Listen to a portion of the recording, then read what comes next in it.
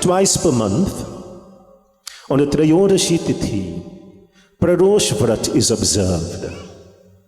Shaunak Muni has asked Sutaji Maharaj to narrate the Katha of Pradosh Vrat. When it should be observed, what is the vidhi or procedure for observing this Vrat, the benefits of observing this Vrat, and tell us, O Sutaji Maharaj, of someone who have observed this Vrat and what benefits they were able to gain from the observance of this Vrat. And so Sutaji Maharaj praises him. Shaunak Muni, you are very blessed. On account of this desire, this question that you have asked, this Katha would be read from Yug to Yug. Satyug, Treta, Dwapar, Kali Yuga. And whenever this Katha would be read and devotees would receive this information concerning the observance of Pradosh Vrat, then you, O Shaunak Muni, would continue to receive such blessings, for it is on account of you this Katha is being narrated.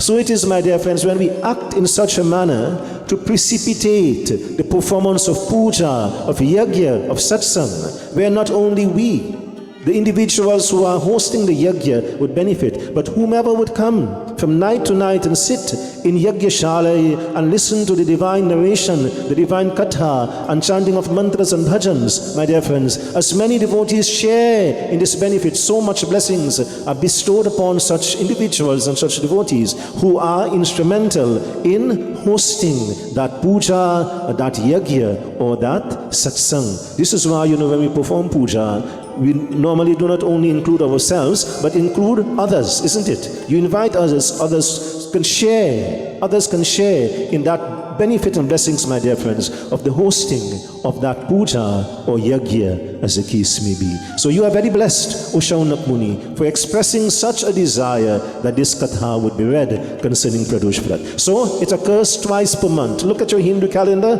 you're going to observe Pradosh twice per month, on the Trayodashi Tithi, the 13th Tithi, in the Krishna Paksh and the Shukla Paksh, the bright half and the dark half. Pradosh Vrat is observed. Those who are desirous of observing this Vrat, first of all, should wake up in the period of Brahm Muhurat. When is that? Between 3 a.m. and 5 a.m.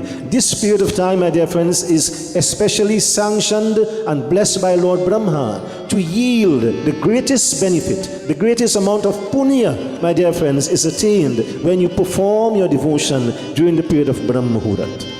So although you might think it's a little bit too early for me, you should try it sometime, my dear friends. 3 a.m. to 5 a.m. Brahm Muhurat. You would find, apart from the high yields of blessings and punya that is bestowed upon that devotee, you would find also that part of the morning, that time of the morning is very cool and calm and conducive to the performance of your devotion. Most others are asleep, so there would be no disturbance. Nobody to disturb you when you're meditating and concentration on that form of Sada Shiv Bhagavan. So, first recommendation, wake up early in the morning, and after, of course, having bath and so on, after you have bathed and prepare yourself for puja, wear white colored clothing and begin your worship of Lord Shiva. After you have performed morning puja to Lord Shiva, one should go about one's daily duties as you would normally do. Because some people would say, well, Baba, I have to go to work, I have housework to do, I have to cook the food. Bhagavan Shankar says, Pradosh Vrat observance would not prevent you from carrying out your normal daily duties. Perform the puja early morning, in Brahma Muhurat period, 3 a.m. to 5 a.m. And after you have completed your puja, go about your daily duties as you would normally do. So if you have to go to work, by all means, go ahead. If you have to go to school, by all means, do what you must do. If you're doing housework, cleaning the house and so on, Pradosh Vrat and Lord Shiva isn't going to prevent you from so doing. Do all your housework and so on. But of course, you must observe fasting. For when you begin the Pradosh Vrat observance in the morning, you must conclude it in the evening at Sandhya hour. So, at Sandhya hour, he stresses now, Sarva Parivar, the entire family should be called together. That indication is not made in the morning time for the Brahma Muhurat Pujan. So, it appears quite clearly, the Brahma Muhurat Pujan early in the morning is for the householder, the head of the home. The parents should sit and perform that early morning puja. But he says at Sandhya hour, when you're concluding the Vrat in the evening time, Sarva Parivar. We all know the family that prays together stays together, isn't it? When was the last time, my dear friends, you sat as a family and observed puja? Not counting the time that Baba came to your home to put up jhandi and perform full Bedi pujan and so on. On a regular basis, my dear friends, we're supposed to call the family together and observe puja to Lord Shiva. So he says in the evening time. And you see, my dear friends, this adds unity and stability to the home, to the family, to the household. And apart from that, the long-term benefit of this is that the children that grow in such a home grow with that desire and those values to always observe puja and so on, so that when we are no longer here, what have we done? We have left an invaluable lesson with the children that they would continue, isn't it? What we have started, because they have grown in that home where on a regular basis they're observing the Pradosh, Vrat, they're worshipping Lord Shiva. And so, my dear friends, when we are no longer here, they will obviously continue with that type of observance and puja and devotion and so on. So, in the evening time, Sarva Parivar, call the entire family together and observe Shiv Pujan and join together in singing the glories of Sadashiv Bhagwan. Twice per month, the recommendation is we should be observing this Pradosh Vrat. Sutaji Maharaj explains that devotee who observes this Vrat month after month receives the blessings of Sadashiv Bhagwan, and whatever is deficient in his life is bountifully bestowed upon that individual, that devotee, by Sadashiv Bhagwan. Whatever is lacking, whatever is deficient. If you are deficient in health, health is restored. If you are deficient in family, family is restored. If you are deficient in wealth, in work, whatever aspect of your life, something may be missing or lacking, my dear friends, to the blessings of Sadashiv Bhagwan, this is bestowed upon you. And he goes on to explain to him, to Shaunak Muni and the other 88,000 Rishis Munis of 88,000 Rishis and Munis of Raja Chandrasen. He was not a king at one point in time. Afterwards he became a Mahadani, a great and powerful king. But at one time Raja Chandrasen was a beggar.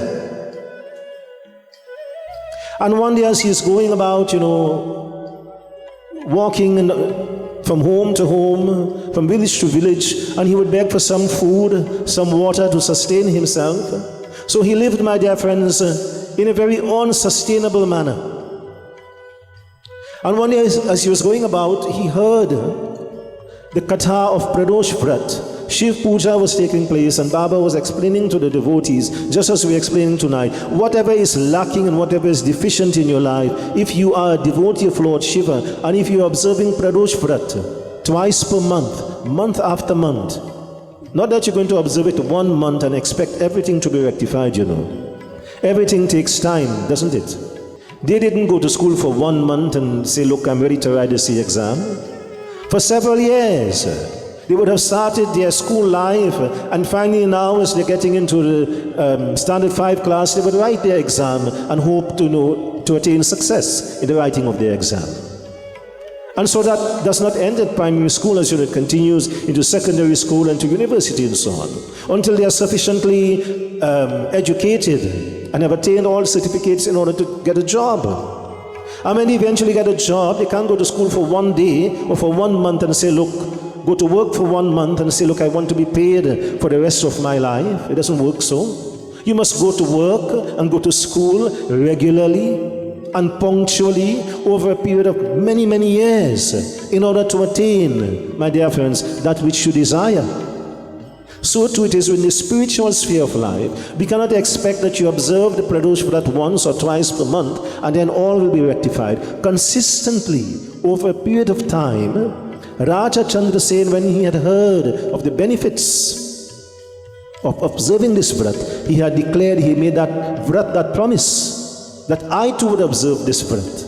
And my dear friends, month after month, twice per month, in the Krishna Paksh and the Shukla Paksh, he is praying to Lord Shiva, starting in the morning time in Brahma Muhurat, observing fasting during the day, and during the concluding puja at Sandhya hour. This is the manner in which Raja Chandrasen is performing this Vrat. And finally, my dear friends, after many years, he moved from being a beggar to becoming Raja Chandrasen, that great and powerful and wealthy king of whom we are going to read some more in this Katha tonight. This, my dear friends, is the hallmark and the characteristics of a true Bhakta. Never becoming discouraged. He had that full conviction that my Lord Shiva is going to respond to me. My Lord Shiva is going to bestow upon me those blessings that I desire.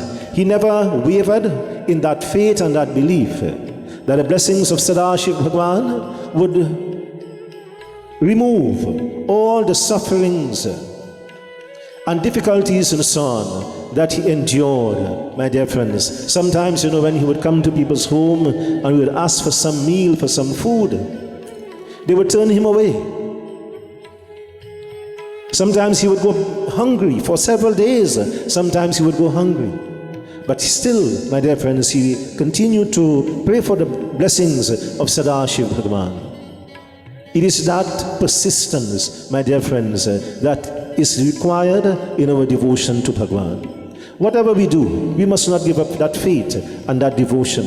In Shivadi Katha, Naudha Bhakti Katha, Ramcharitramanas, similarly Shivadi was told by her guru, Matang Rishi, if you prepare to meet with Bhagwan Sri Ramchandra, eventually he will come to you, O Shivadi. And what Shivadi would do every single morning, she would take a basket and she would go into the forest. Well, she lived in the forest.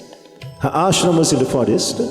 And she would walk about in the forest and pick the most delicious and ripened fruits and keep it in that basket. Today is the day my Lord would come. My Lord Sri Ram would come today. But he did not come that day, nor the following day, nor that week, nor the entire month.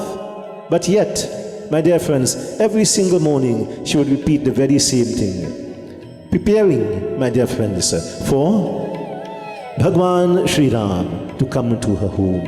In a similar manner, Shiv Puran tells us, the great King Raja Chandrasen, in his difficult years as a beggar, did not give up hope. His faith, my dear friends, was strong and firm, that eventually Shankar Bhagwan would bestow upon him the blessings that he desired.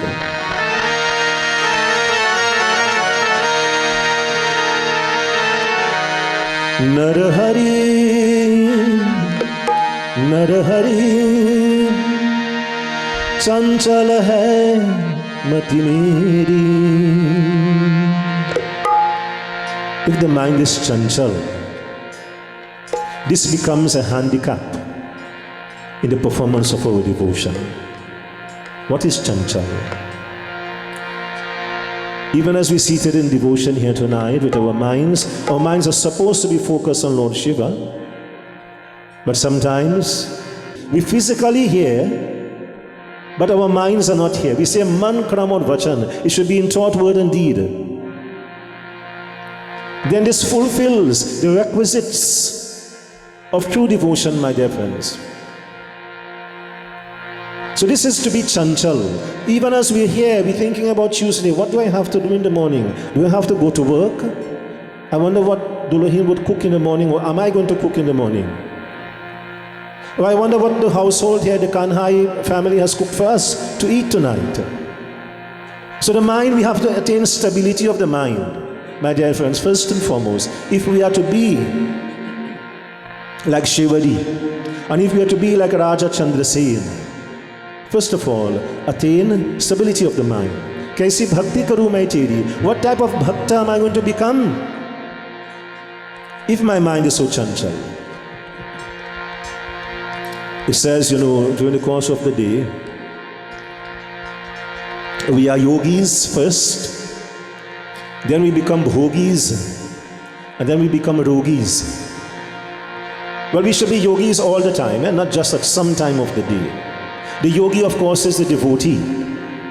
But the bhogi is someone who is eating, and eating too much, and sometimes eating the wrong foods. And on account of that overeating and eating the wrong foods and so on, then rogi is the one who is sick.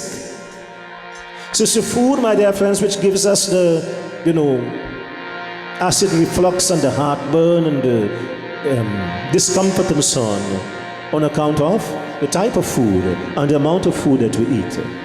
So let us remain yogis all the time, instead of going through these three phases that, of course, handicaps the performance of our devotion.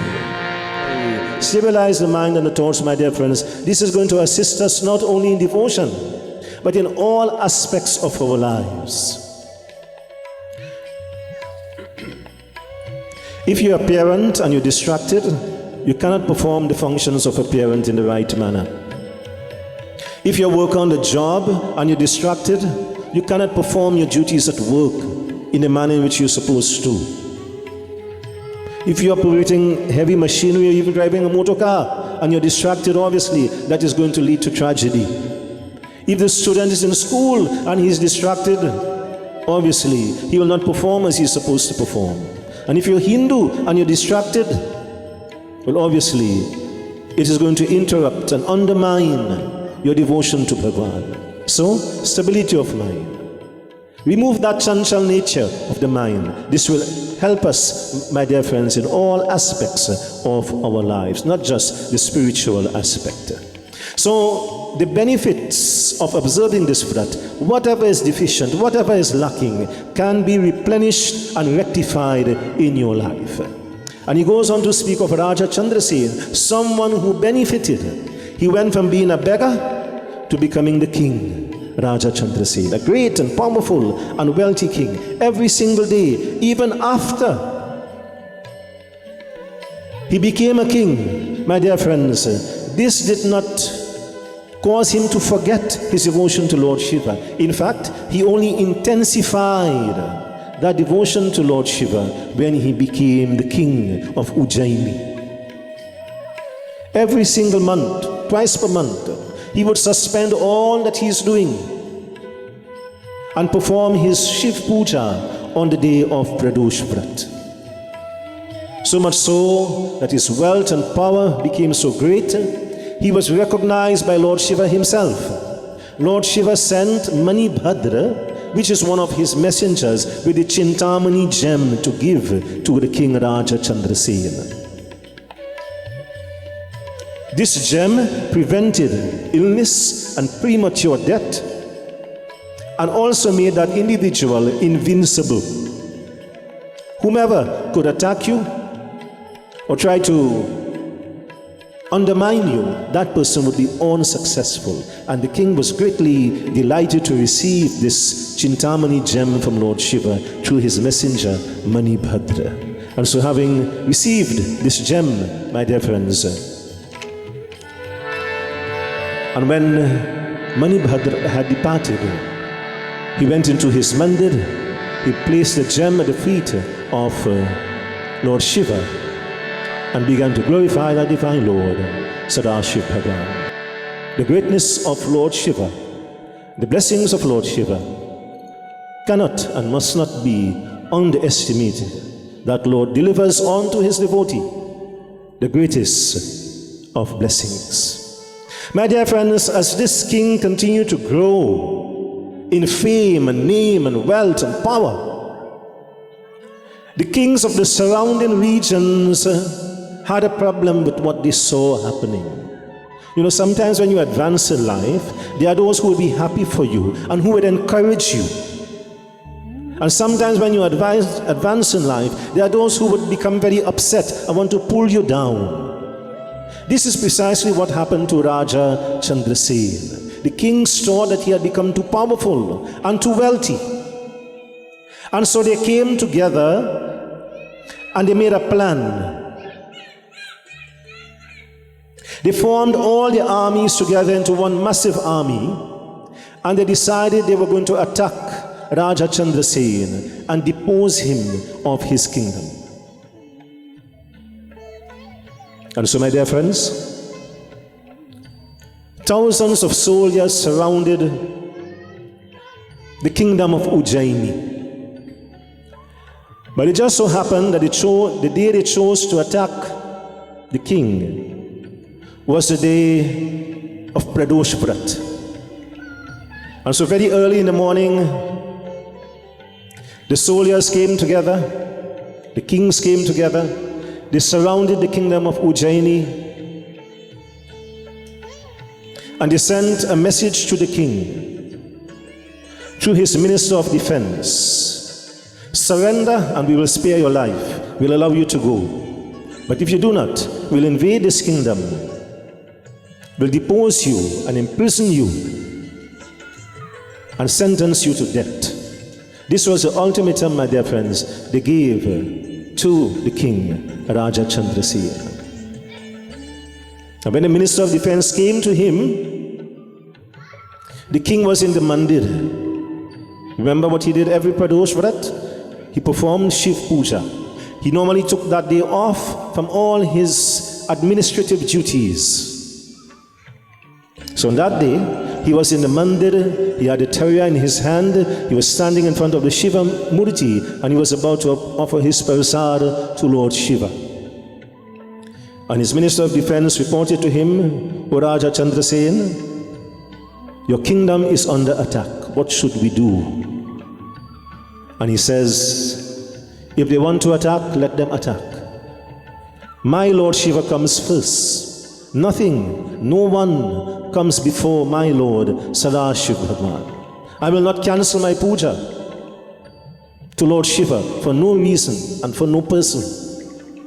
When I'm finished with my puja and my observance of Pradosh Vrat, then I will see about this attack and these kings that want to depose me from my kingdom. My dear friends, what the king said to the chief minister was not heard by the chief minister alone, but was heard by Lord Shiva. And we must understand this. Whatever we do, whatever we say, we're not saying it to Baba or to the neighbor alone. Bhagwan is Jagat Sakshi. He's the ultimate witness. He's universal witness to whatever we say and whatever we do.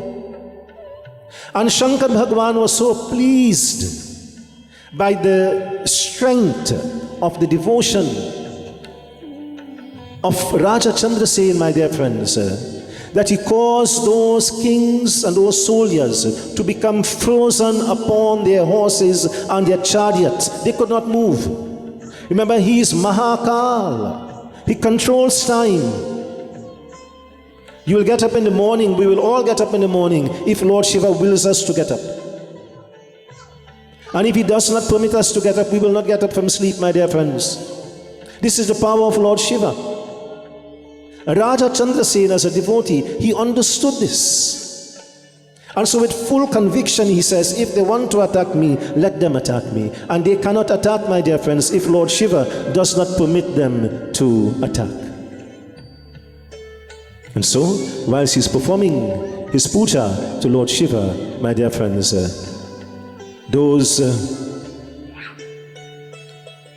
that massive army became frozen in time, my dear friends. They could not enter into that kingdom to attack that great devotee and that great king, Raja Chandrasena. My dear friends, as the king is performing his puja there at the mandir, now it's not, he has a personal mandir at his home, but he also goes to the mandir in the village. And he's there at the mandir in the village when he received the information from the chief minister, his defense minister.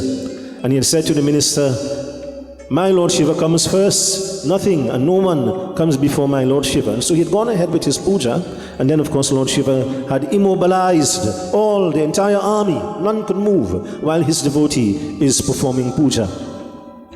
And while she was there, a lady had also come. She too is a devotee of Lord Shiva. She too had come to the mandir to perform her offerings on the day of Pradosh Vrat. And she had brought along with her young son, just about 5 years old. And you know, the moment the child saw the king, he recognized the king. You know, the head of state is very recognizable. The prime minister, the president, the king, whomever is the ruler of the land, everyone knows that person. So he was young, but he recognized the king. And he thought to himself that if this king is doing what my mother is doing, then this must be something very important. You know, sometimes when we bring children to the mandir, they just come along because, of course, we are bringing them along with us. But sometimes when they see someone there, my dear friends, it reinforces in their mind the importance of that puja or that yagya that is taking place. And when he saw the king, you know, offering the lota of jal upon the Shivlingam and offering the parasad and chanting the same mantra that he had heard his mother chanting, Om Namah Shivaya, Om Namah Shivaya, this impressed the young child very much. And so, my dear friends, when they had completed that puja and they returned to that home, to their home, they did not have any Shivlingam and so on. But he saw, you know, what the king was doing. And whilst his mother had gone to prepare roti and bhojan and so on, the child went into the yard and he looked for a stone that resembled the Shivlingam that he saw the king offering. He did not find a big one. He found a little stone that resembled the Shivlingam. You know, long time. Now most people are buying their Shivlingam. They go to the puja store and we buy a nice pretty Shivlingam. Those who are old enough to remember a time when such Shivlingam was not available to be bought, you would go down to the sea and you would look around for a rock, you know, that resembles a Shivlingam, and you would take that rock from the sea, whether it's Kuinamo, Losiro, wherever you went, and you would bring it to your home, you would paint that stone, and that would be your Shivlingam. And I want to tell you, my dear friends, it doesn't matter how expensive your Shivlingam is, whether you have imported it from India or not. It is the bhava and the bhakti that you use. So the simplest of Shivlingam can yield the greatest of blessings and rewards. And so he took that little stone from the yard and he went into his room. Whilst his mother is still preparing the roti and so on, he gets some water. There's bale tree in the yard, so he picked a few bale leaves, and now he is replicating what this king had done in the mandir. You know, he was so taken by what the king was doing. He wanted to do exactly as the king was doing. And so the stone is there, he's dipping the bay leaf in the water, Om Namah Shivaya, and he's offering the bay leaf, my dear friends, upon that Shivlingam. And it is here that Lord Shiva is going to manifest one of his Jyotid Ling. You know, there are 12 Jyotid Ling that Lord Shiva has manifested. And it is this, in this city of Ujjaini, my dear friends, that Shankar Bhagwan is going to manifest one of those 12 Jyotid Ling through the devotion of this young child, very powerful devotion of this young child, and the devotion of the king, Raja Chandrasen, my dear friends. He's going to manifest in that kingdom of Ujjaini, that Jyotidling, my dear friends, called Maha Jyotidling. By this time, when the boy was performing puja there, his own little puja was taking place. The king had completed his puja, and Lord Shiva released the soldiers, my dear friends, from that spell of immobility. Remember, they could not move whilst the king was performing his puja. He released them from that spell of immobility that he had cast upon them. My dear friends, when they were now able to move, something had happened.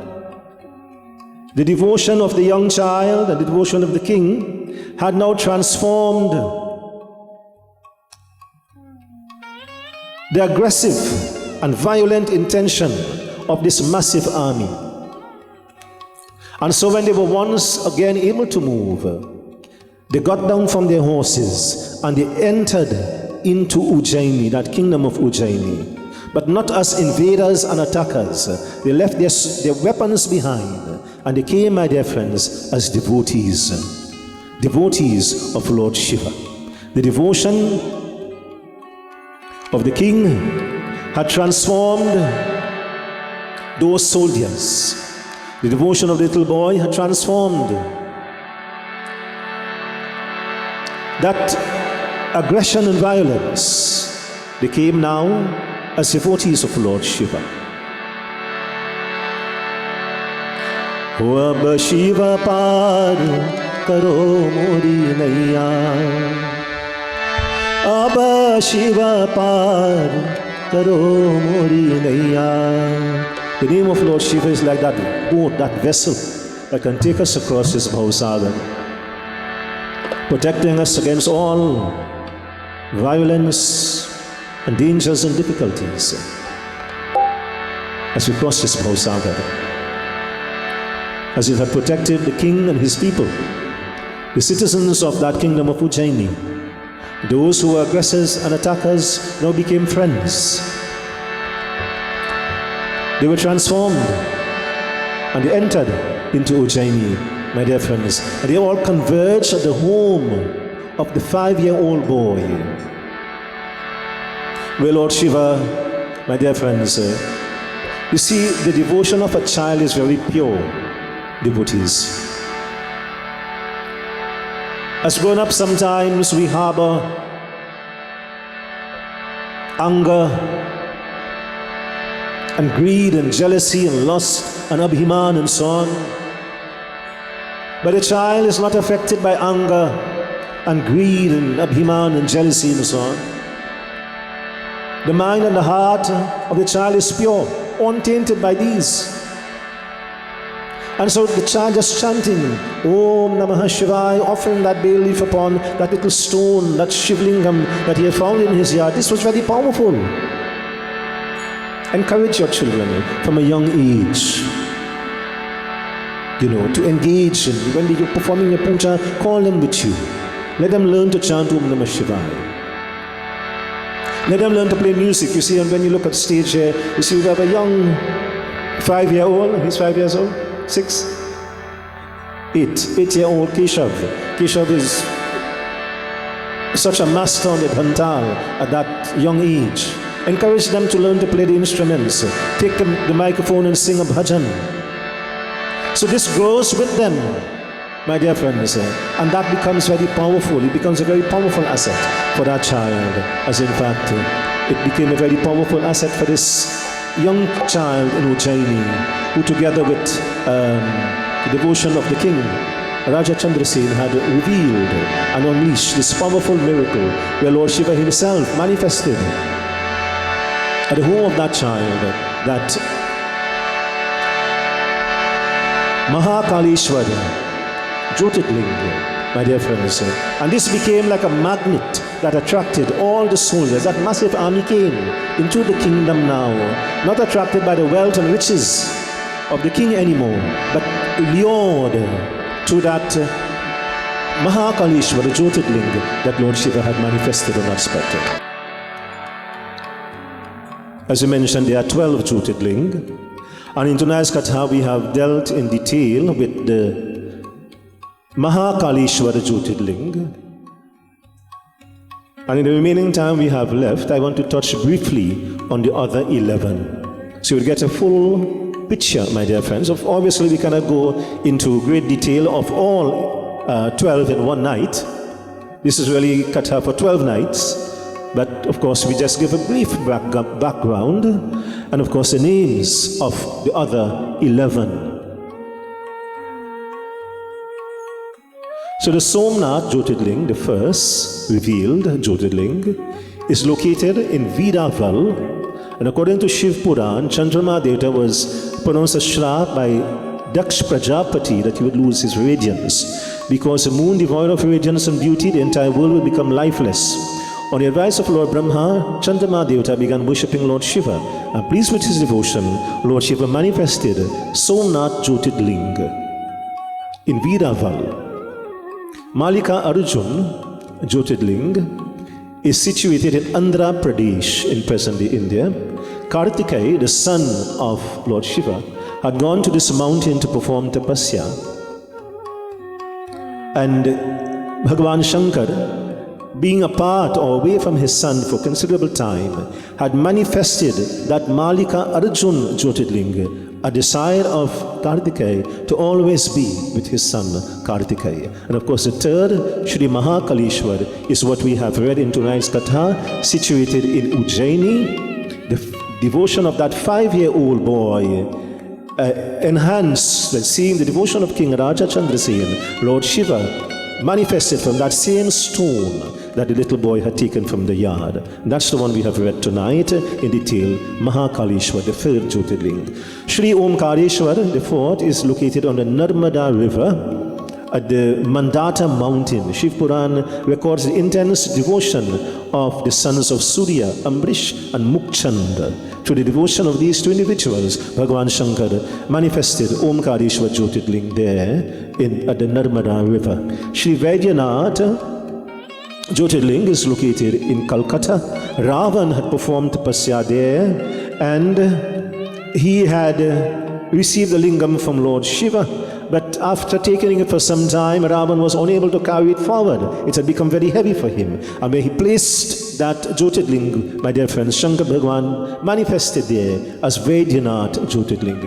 Bhim Shankar Jyotirling is located north of Pune in India on the banks of the river Bhim.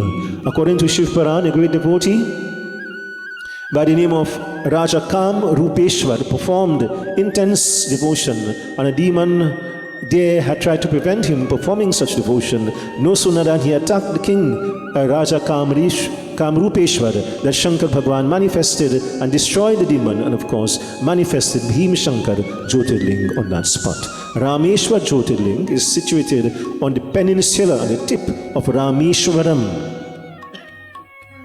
This is where Shri Ram, as he was about to build a bridge to go to Lanka, had requested to perform Shiv Puja. And that lingam that was brought there, my dear friends, for him to perform puja as the bridge was being built, Shankar Bhagwan himself manifested that himself there as a Rameshwara Jyotirling. Shri Nageshwaranath Jyotirling is located on the banks of the Gomati River. Supriya was held as a prisoner of the terrible demon Daruk. In the prison cell, he began to chant Om Namah Shivaya, Om Namah Shivaya. And just by chanting the Panchakshar mantra, Om Namah Shivaya, Lord Shiva manifested in the prison cell itself, Nageshwaranath Jyotirling, my dear friends, and destroyed the demon Daruk. And of course, that Nageshwaranath Jyotirling remains there up to today, in that near Dwarika. Shri Vishweshwaranath Jyotirling is situated in Kashi. This is a spot, a location that is very dear to Lord Shiva. Whomever comes to that spot attains moksha. And certainly, if you look at any videos and so on online about Kashi, you will see that people in India, who reside in India, when they have grown very old and so on, they come and spend the remainder of their time in Kashi, where it is believed who die in Kashi and cremates in Kashi, my dear friends, go straight to the abode of Lord Shiva. The 10th Jyotirling is Shri Trayambakeshwar Jyotirling. This is located in Maharashtra state in India. Gautam Rishi had performed severe tapasya there, and Lord Shiva asked that Ganga Mata would flow to that region which was under drought, and of course she acceded, and the Gomati river began to flow there, and also Lord Shiva manifested for the sake of his devotee Gautam Rishi, the Trayambakeshwara Jyotirling. And 11th Jyotirling is Ghumeshwar Jyotirling. This is located in Daulat Bar in India.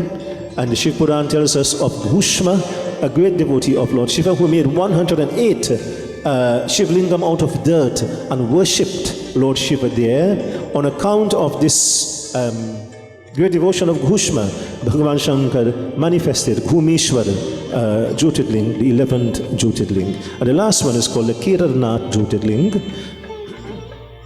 This is located in the Himalayan mountain.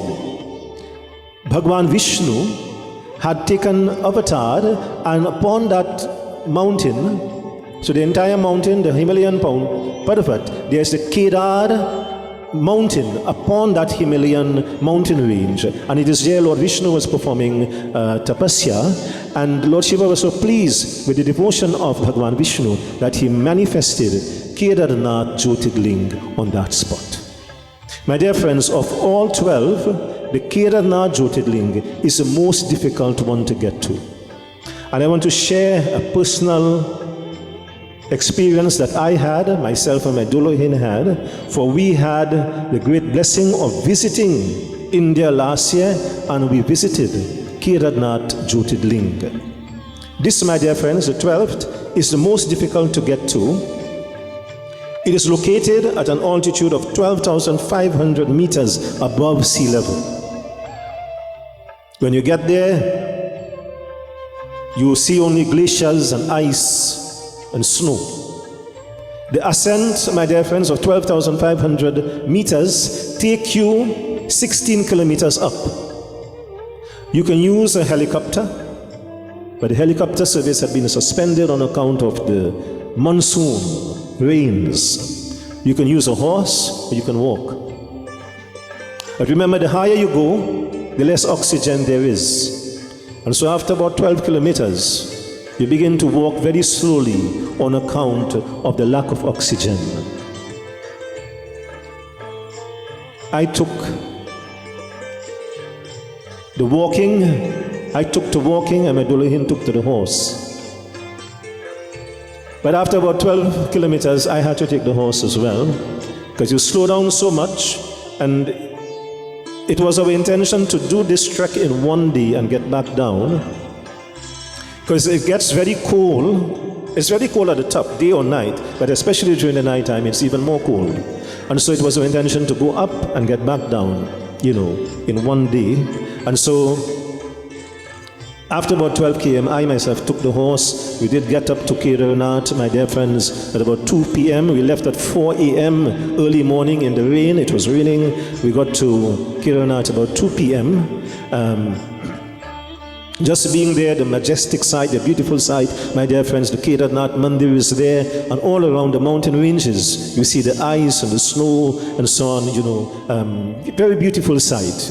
As a matter of fact, when you get there, most devotees say they don't feel like leaving. I could remain there. But of course, we had to return, and return we did, getting back down maybe at around 10 p.m. that night, but very difficult, but very rewarding. That experience, my dear friends, of getting to Kedarnath is something that, of course, is, it's an out-of-the-world spiritual experience that, of course, as Sadhguru said, if you get to Kedarnath and you just sit there for 10 minutes, you'll be rewarded. You don't even have to say anything or do anything. The vibration of that spot where Shankar Bhagwan manifested that Kedarnath Jyotirling, my dear friends, is so great and powerful that, just being there, you become fulfilled in every sense of the word. And so we had that great opportunity of sharing, that visit to Kedarnath Jyotirling, one of the 12 Jyotirling of Shankar Bhagwan. Prem Smaleshwapati Mahadev ki jai.